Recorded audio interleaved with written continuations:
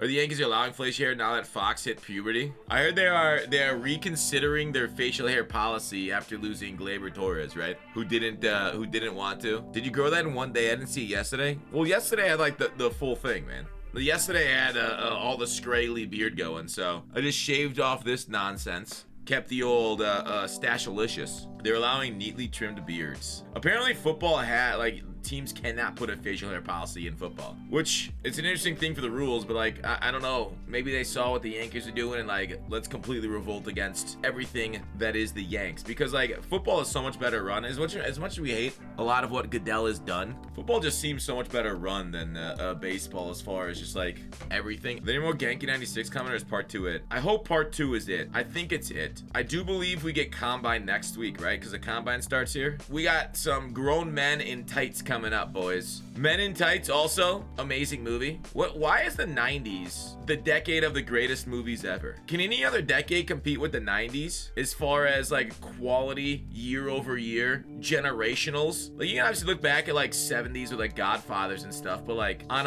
a movie to movie basis, I feel like the 90s were it. I wonder if that's because like it was like furthest in time for technology, where television took over, right? When the television got Soprano-fied, right? It got New Jersey. The Wire hit, and then television stations like, hang on a second, we can really cook with this. Actually putting long plot lines and character development over seasons instead of like Everyone Loves Raymond, where it's just the same people again and again, 12 years, nobody learns anything, nothing changes, because that like missing a show means missing an entire plot, and people will be confused, and we can't have that happen. Like basically like all television shows prior to 1999 had to like live, die, repeat. You had to do it again.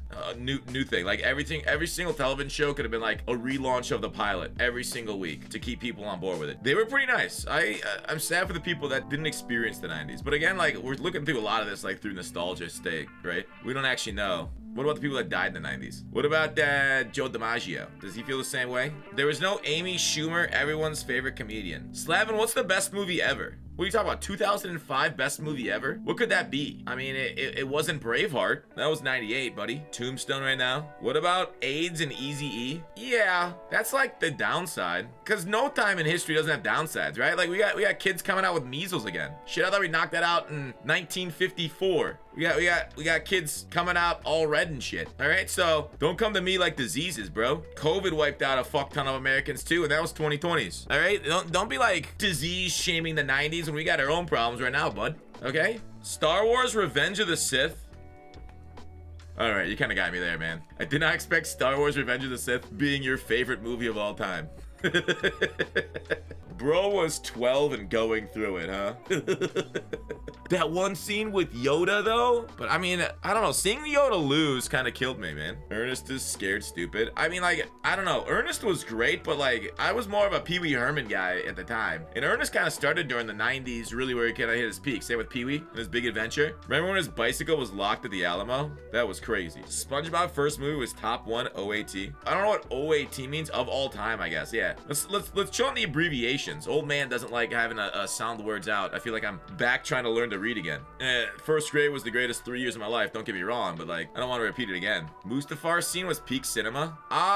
In the Star Wars scenes of all time, where would I put Mustafar? I almost feel like Mustafar was great, don't get me wrong, but even in the prequel trilogy, as far as a pure scene, we even talked about it yesterday. Crazy how we brought this straight back today on Star Wars. Absolutely 100% believe Duel of the Fates clears. I have a hard time topping like one of the finest pieces of cinema in human history with that. Because the song goes so hard. It also introduces you to like the neatest villain of all time. But yeah, the fall of Skywalker, him getting cut in half and left for dead on the edge of a volcano. It's kind of cool. Don't get me wrong. It is kind of cool. The music backing is fine, but like, I would still put the Mustafar scene below the first movie's attack on the Death Star. Like that run with the planes, man. Seeing Porkins go down is equal parts hilarity and tragedy at the same time. They finally had like fat representation in airline pilots, something you don't see in the real life because of we'll just say discrimination. And then like everybody died except for like Wedge, who got like winged and he had to like fuck off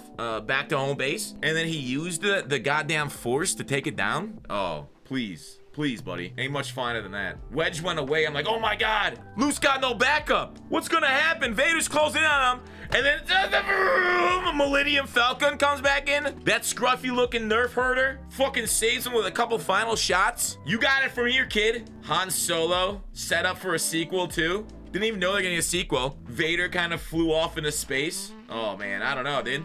And then like Empire, Mustafar was cool, but dude, that AT-AT showdown in the opening scene, well, scenes, Biggs didn't die? What? Biggs didn't die? We saw his ass explode. Was that some like retcon? Like somehow the Emperor survives type shit? Forgot you're a boomer, so you probably have fond memories of the OG trilogy. I saw those first. Did you see the prequels first before you saw the original? I know Wedge didn't die.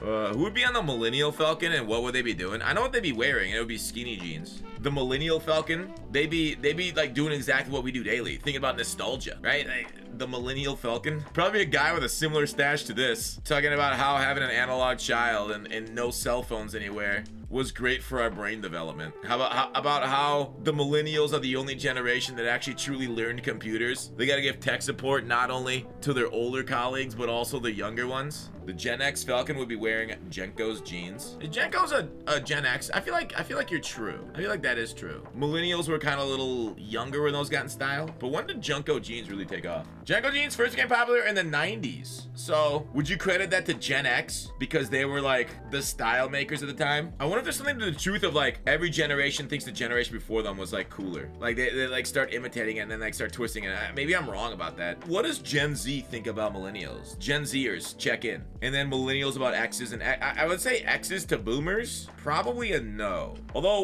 were boomers the flower children of like the late 60s though? I'm Gen X, but I never wore Jenkos. That might be a later Gen X, early millennial type deal. If you don't spell Jenko like this, then you don't know. You weren't cool if you didn't have Jenkos with Doc and wore a long sleeve tee on a regular tee, no matter the temperature.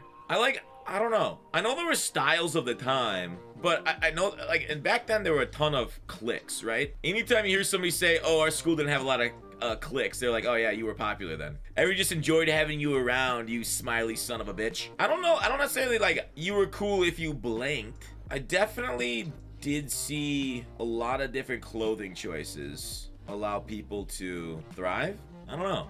Some people were more fashionable than others, but I wouldn't say one's more popular than another. But then again, maybe I just had a bad popularity scale. Because I'm just like, I was sitting there, I'm like, how do you judge who's popular, right?